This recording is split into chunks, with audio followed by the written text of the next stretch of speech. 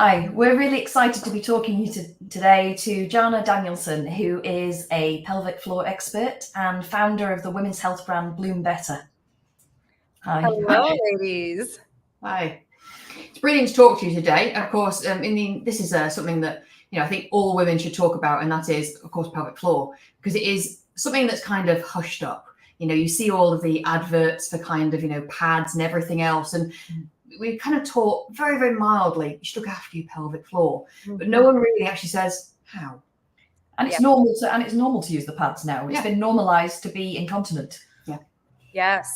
Yes. Well, let me, I want to take you back to like 2014 when I'm a Pilates instructor, and I came to Pilates because at the age of 21, I had such brutal digestive pain. The acute pain became chronic. I was on this 2-year medical journey. I was on 11 different medications to be told by my medical team that the pain was in my head and I was seeking attention. And at 21 years old, my gut issues became chronic headaches, joint pain, incontinence. And that one really threw me because I thought, like I think many women do, that we don't have pelvic floor things unless we just had a baby or if we're in menopause, right? Like those were the two groups of women where you might need to go and have someone help you with your pelvic floor health. And here I was at 21 years old, never had kids, was just engaged to be married. And I could not figure out for the life of me why I was leaking and had, pain during intercourse. And so 6 months after my doctor told me that the pain was in my head and I was seeking attention, I saw Madonna on the cover of a fitness magazine, and there was the word Pilates splattered across the front. I actually thought it was pilots. I didn't know what Pilates was. Yeah. It was $19.99. You couldn't even Google it to get the definition, right? So I bought the magazine, and there was something about that article that spoke to me. It talked about words like movement as medicine, spinal alignment, breath. And normally in my mind, because I was a boot camper and I was like a go hard or go home fitness instructor, normally those kinds of workouts wouldn't interest me at all. But there was something that day that I was like, I need to find a Pilates class. And the following Tuesday, I went to my first class. I went Tuesday and Thursday every week. And I kid you not, 16 weeks after my first class, I was off all 11 medications. I actually thought that it was like something, I was throwing salt over my shoulder. I made sure I didn't walk under ladders, none of those. I just thought it was a fluke. But what I realized later, because the curiosity of how I healed my body just hooked me. And I was like, what is it about this movement?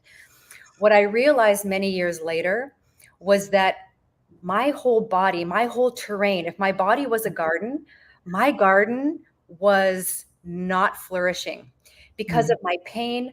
My fight, flight, freeze was through the roof. I probably had cortisol, like more cortisol than blood in my body. I was protecting from the pain. So my posture was horrific. I didn't have regular bowel movements. My gut I was bloated all the time. And what simple breath work, simple, movement that created alignment. And it wasn't easy movement, don't get me wrong, but that is what got me onto this trajectory to women's health. Because what I realized was that there were more women like me that fell through the cracks, that were told that the pain was in their head. And I wanted to help them because I felt like I was onto something. And so that experience, I quit my corporate job. I became certified as a Pilates instructor. I opened my first studio in 2010, expanded to a studio and an integrated health therapies clinic in 2015. And that is when I found the research by Dr. Bruce Crawford, American urogynecologist, that said, in 9 out of 10 cases of pelvic floor dysfunction, whether it's incontinence, pelvic floor pain, pain during intercourse, erectile dysfunction in men, chronically tight hips, whatever that dysfunction might look like, 9 out of 10 people can fix that dysfunction because it's not rooted in a medical diagnosis. It's actually rooted in poor breathing, poor posture, and a lack of blood flow, oxygen-rich, nutrient-rich blood flow to these 14 beautiful muscles that live, at the base of our pelvis. And that, I was like, what? So as a Pilates instructor, I can help 90% of people with these issues.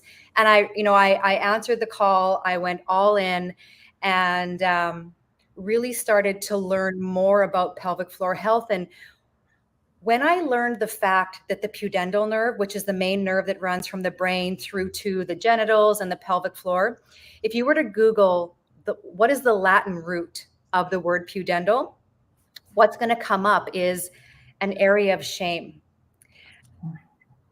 It's awful, isn't it? Right? It's awful.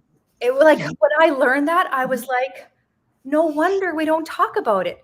No wonder we would rather stay muted and just buy the pads and live on the pads for the rest of our life, because we are birthed into this world with the frequency of shame in an area that is this beautiful cauldron where in women we create life. And yes, it can be very traumatizing in that area for lots of reasons, but I believe that we can't just talk about the pelvic floor from a physical perspective of leaking or pain.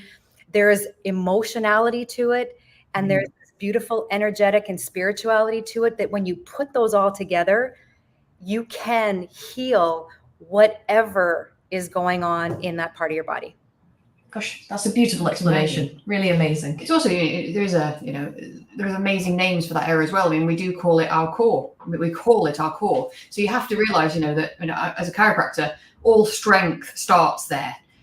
I have so many troubles kind of like trying to persuade a neck patient or a headache patient that we have to strengthen your core low down because that's going to support your neck. It's not as good. I can't just strengthen your neck because your kind of like your low back muscles, your pelvic floor is terrible. It's never going to work. It has to go from down there up. Well, and I love that because what I told the two of you, I was going to bring my apple here because a lot of people don't realize that, like when you eat the meat of the apple, what do you have left? The apple core. And just like you said, Dr. Zandra, like the pelvic floor is the floor of our core. Our diaphragm, which is that main muscle of respiration, you lay a newborn baby down and you see their belly rise and fall. That is the epitome of diaphragmatic breathing. So we have a diaphragm on top, a pelvic floor underneath, and the cylinder becomes those 4 abdominals, the 6-pack muscle closest to the skin, the internal and external obliques, which make that X-shaped sling system. And deepest to that are the transverse abdominis, which is like the queen of the core that wraps us like this beautiful corset. And imagine not having, if in your house, if you didn't have a floor, could you live in it? No, it's the same thing in our body. If our floor is compromised, it's going to impact the walls. It's going to impact the ceiling. It doesn't matter what your yard looks like or, what color the walls are in your house. When the floor is missing, the structure is compromised. So, I'm glad that you touched on that because a lot of people also don't realize that, jaw tension impacts their pelvic floor health. A lot of foot tension. So people with plantar fasciitis, right? Like it's this beautiful junction between the upper and the lower body that just needs to be like, the pelvic floor should be like an actor in the best picture, win the Oscar, because that's how important the pelvic floor is. And it's just an afterthought. So, thanks to amazing clinicians like the two of you, we can start to talk about this and educate about the pelvic floor in a new way so that we're not, muted like we have been. It's creating those safe spaces, isn't it? I think because we talk quite a lot about digestion, bathroom habits, sexual function. So, yeah, exactly. Once you've started down that road, the idea of strengthening your pelvic floor, it really doesn't seem that difficult. It's quite simple, but it's getting these subjects and get these out and pulling this information out of people. It's amazing how around the houses I'll go to try and tell you because they're just not used to explaining it. They're not. And it's the urination side as well. It's getting people to answer that question. You suddenly realize people go to the toilet, every 10 minutes, or they go 4 times a night and think that's normal. Well, exactly. I had a friend of mine who got the Cooch ball. And she said to me about a month after she started using it, and we'll talk about the Cooch ball in a little bit, but she said, Jana, I didn't realize that you're supposed to sit on the toilet and the flow of urine is supposed to start almost immediately. She's like, I would sometimes count 10 1,000s or 12 1,000s. And then the flow of urine would start. And so this is the other little hiccup with pelvic floor health, is that what do we learn if we have incontinence or pain? We learn, do Kegels, right? That's what we're told. Do your Kegels.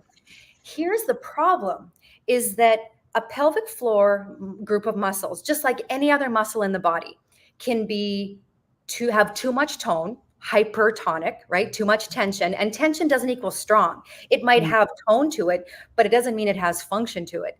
On the other end of the spectrum is hypotone, lacking tone, lacking strength.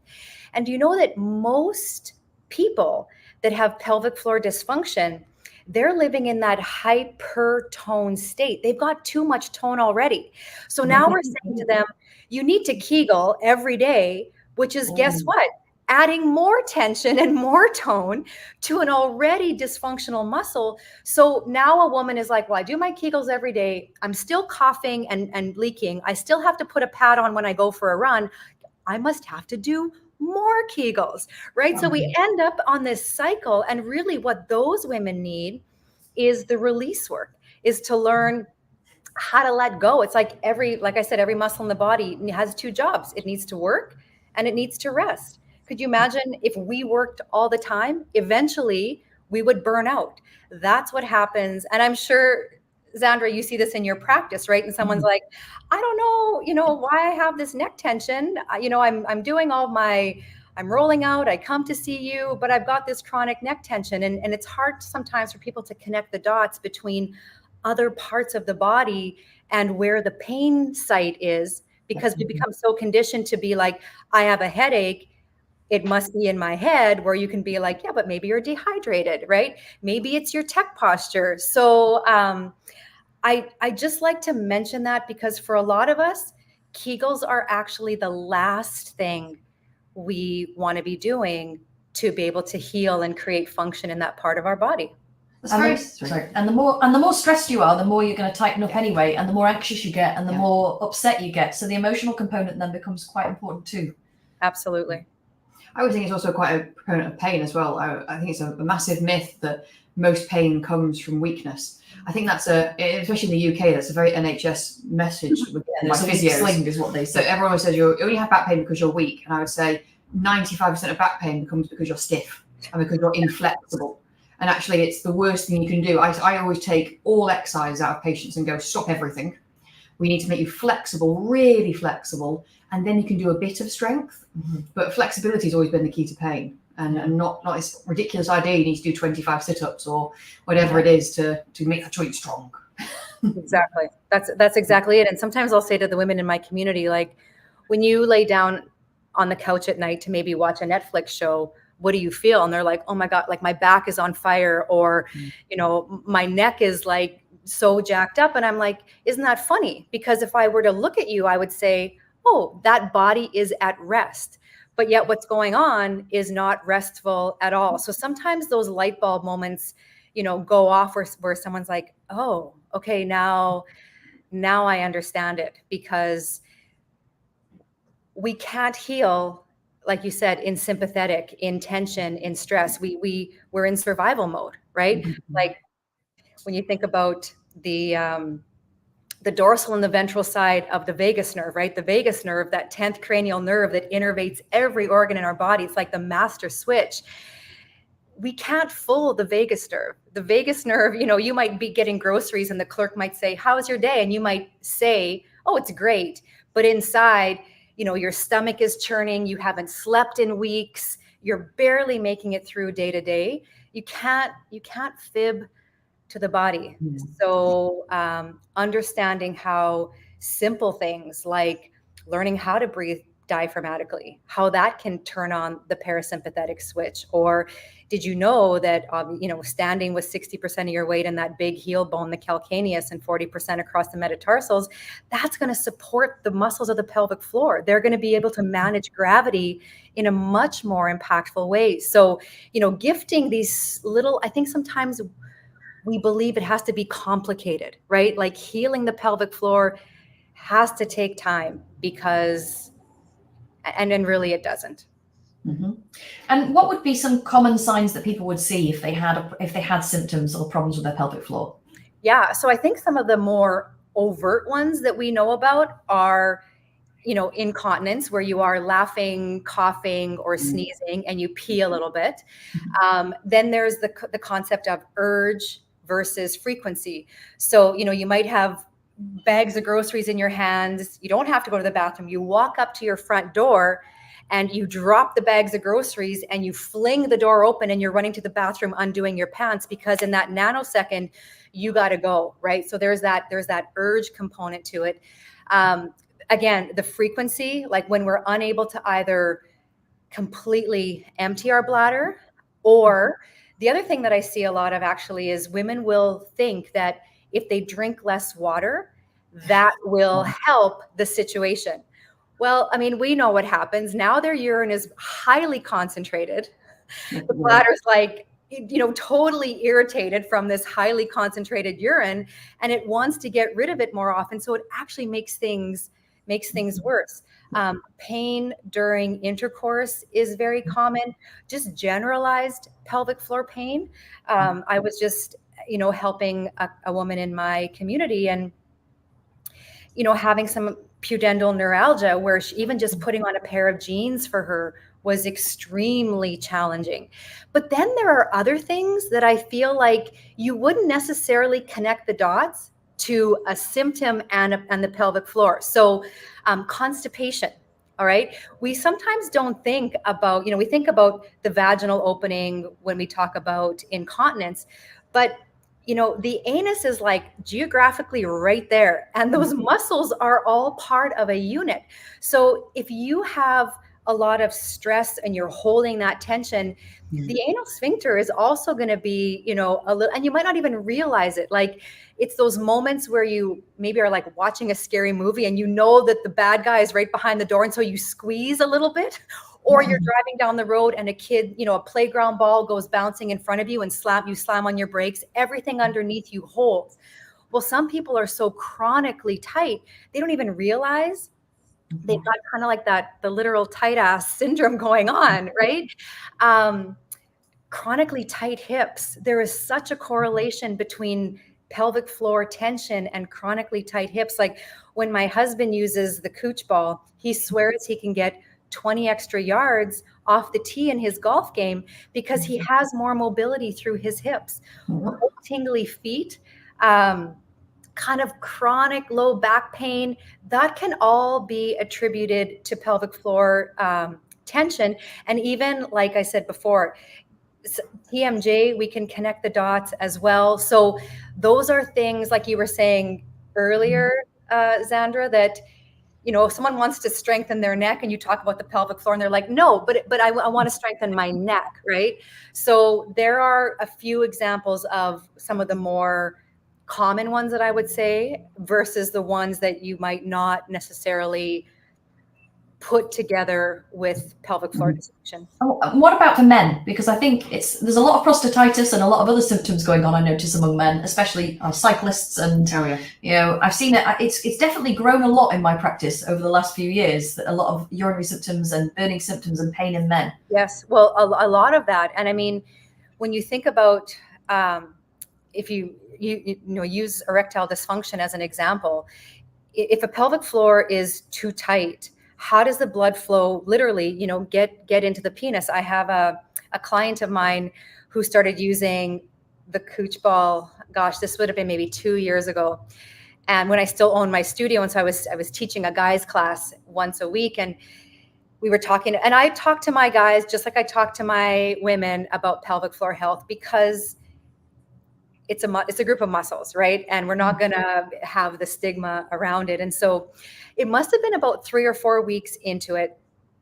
And he walked up to me and he said, Jana, this might be a little bit too much information, but he's like, that Cooch ball is amazing. He's like, I wake up every morning as the 16-year-old version of myself. You know, there is just so much amazing blood flow into the body. And so that's what I find with men, even more so when you get onto the Cooch ball. There is this 3-minute, and yes, there is a bit of an ouch factor when you first start, because those muscles tend to not have the oxygen-rich, nutrient-rich blood. But it does become very meditative. And for a lot of guys, like, they might not meditate, but they'll sit on their Cooch ball and they'll like go within and focus on their breath work. And so I find just for guys, that goes a long way to even just triggering. We know that that diaphragmatic breathing is going to trigger the nitric oxide, you know, that vasodilator that's going to improve blood flow. So helping men understand from an erectile dysfunction perspective that that little blue or that little pink pill, which is lab manufactured nitric oxide in a really heavy dose, your body has the ability to create that. You know, if you could write a prescription for guys and say, you know, 20 big diaphragmatic breaths 4 times a day, you would see after 30 days the change in their activities of daily living, their range of motion through their hips, their low back, even their posture, just simply by doing that. And I mean, the other thing that guys don't realize is there's pelvic floor physical therapy for men. Okay. Obviously for women, it's, you know, the pelvic floor is accessed vaginally. And for guys, it's accessed anally. There is one way in. But and for some guys, they're like, no, thank you. Until they understand the why behind it. And for a lot of guys, it might take less than 5 treatments to really, you know, find where are the trigger points in that pelvic floor, how, you know, and for them to be released, and then for the nervous system to be retrained, right? Because a guy that's like totally jacked up all the time, yeah, that's going to show itself, like you were saying, with a lot of that burning sensation and tightening in through the groin.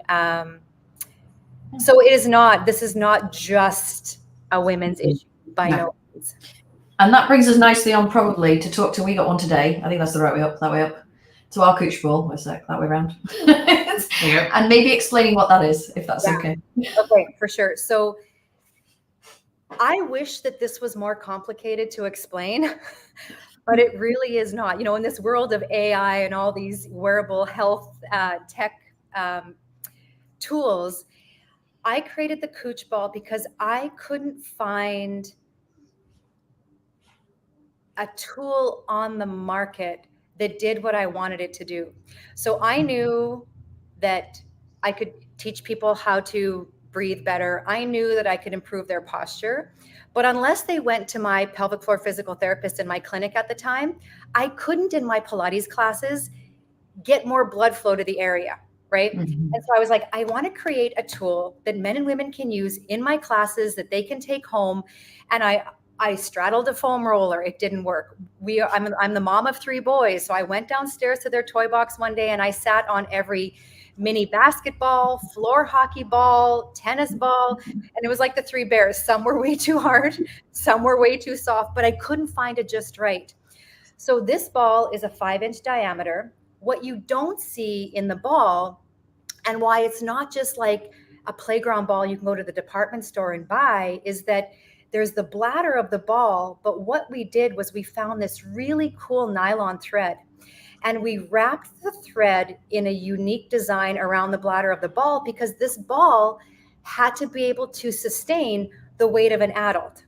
If it was too hard, the sympathetic fight, freeze. Yeah, exactly. Like you would be like, no, gracias, not sitting on that, right? And if it was too soft, like a regular ball, it wouldn't create that fascial experience where you started to, you know, release some of that tissue so that blood flow could get to the area. And that's what I've been a big champion for, is create the environment for change and the body will heal. Our body is so brilliant. We've forgotten this innate, you know, miracle that we live in. We just have to give it the opportunity to heal, and it will. And that's what the Cooch ball does. So you fill it up to about 80% full. That's optimal. And then you sit on it. You can sit on a chair. You can sit on the floor. For some people that are really hypertonic, sitting on this ball for 10 seconds is where they start. And the reason they know with confidence it's time to get off, because your breath is your guide. So when you breathe diaphragmatically in through your nose and out through your mouth, you're sending this beautiful message to your brain that you're good, I'm safe, I'm good. As soon as your breath gets a little erratic or you start holding your breath, the message is pause, unsafe, don't want to be here. And that's where the sympathetic nervous system kicks in. You might get a shot of cortisol, you might get a shot of adrenaline, because the body thinks there's that saber-toothed tiger in the bush behind you, even though you're just sitting on this little blue 5-inch ball. The body doesn't know the difference. So for some of my clients, I have them like sit on their mattress on their bed. And so the ball will like kind of fold or melt into the mattress, so it's not as intense. And then it's a diaphragmatic breath in through the nose and out through the mouth. What you're focusing on is, here's what's happening. When you're inhaling, your lungs are filling with air. So the diaphragm, that main muscle of respiration that sits in the crest of the rib cage like an open umbrella, that diaphragm has to duck out of the way because there's no room. The lungs are full with air. And because the diaphragm is the upstairs neighbor to the pelvic floor will also descend as the diaphragm descends. When you exhale, the air empties your lungs. Now there's room for the diaphragm to expand, go back up into the rib cage, and the pelvic floor is looking up and it's like, oh, diaphragm's moving up, I am going to move up. So that's where the pelvic floor is contracting and lifting. So it's this beautiful synergistic relationship between the pelvic floor and the diaphragm. What the Cooch ball does for people that are hypotonic or lacking tone is it creates almost like a false floor. And it gives them the sensation of lifting away from something. All right. For those people that have hypertone or too much tone, simply the weight of their body on the ball is like this internal massage for those tissues that are holding on for dear life. And what the Cooch ball does at that point is it reminds those tissues, you don't have to work so hard. You don't have to work so hard all the time. I got you, right? So that's where it is. It really is like a perfect storm, right? For hypo or hyper. I've had moms buy this for their tween age kids that are still wetting the bed, that want to go to their best girlfriend's house for a sleepover in the worst way, but just don't have the confidence. So bedwetters, I had a woman from New York City call me. Her husband was turning 91. And she said to me, Jana, he's not as spunky in the bedroom anymore. Will this help? So this is what this has become, is this multi-generational tool for being able to go to your best girlfriend's house for a sleepover, or to still be spunky in the bedroom at 91 years old, and everything in between. Yeah, we're super excited to give this to our patients and stock it. We're super excited. So you're saying before that there are other uses for this. So you were saying this October. Yes. Thank you so much, Andrew. So, the Cooch ball is not just a one-trick pony. So, I have used the Cooch ball if I'm a little bit, if my belly's a little bit inflamed, I'll lay on it on my front. If I've got, if I've been traveling a lot, that psoas or hip flexor area. But it is October, and even though, breast health should be on our radar all year long, we tend to give it a little more focus during October. And so I actually use my Cooch ball. Sometimes I'll use it up against the wall and I'll just lean into it. Sometimes I'll lay on my side on my mat and literally just moving through the breast tissue, in a figure 8, rolling right over in a zigzag. I like to even lay on my side and put the Cooch ball literally at the base of my armpit, where there is high volume of lymph tissue, right? Our lymph system doesn't have a pump like our circulatory system does, right? So that lymph tissue, the fluid, can get really stagnant, especially for those of us that are at a desk all day and have this forward posture. So, when you get that puffy skin here that looks like a chicken wing almost, and we think, am I gaining weight? No, you're just holding, but stale lymph. So I love to use my Cooch ball to get that lymph moving, to get blood flow to the breast. It helps to open up the posture. So that's the beautiful thing, is that this is only limited by your creativity to where you want to use it. And the only rule is, as long as you're breathing, you're golden. Yeah. And the best part, of course, is the fact that, you know, no one can argue about it, because things like gym balls, everything else, they always go, I've got room. And I'm like, this one sits on your desk. Yeah. You can literally leave it there and you'll see it every day and just go, you know what, you've got 5 minutes in between meetings, go and have a go. I love that. And you know what else I do during the days where I'm highly scheduled is I'll even like put it like under one of my legs for my, you know, for my hamstring, or I'll place it between my back and my desk chair just to give me a little reminder. So that's exactly what I do, is I just have it within arm's reach.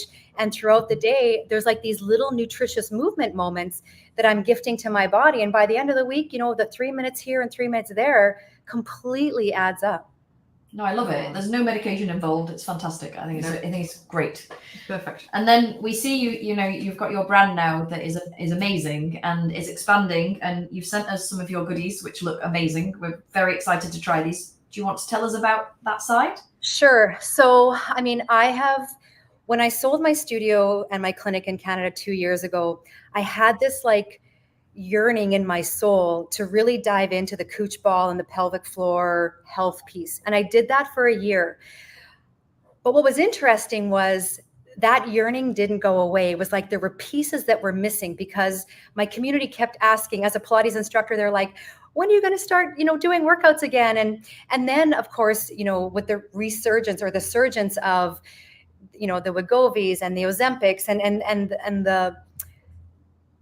the concept of just giving our bodies to these medications that have such long-term impacts, what I decided to do was I reached out to a colleague of mine, Sean Wells, an American supplement formulator.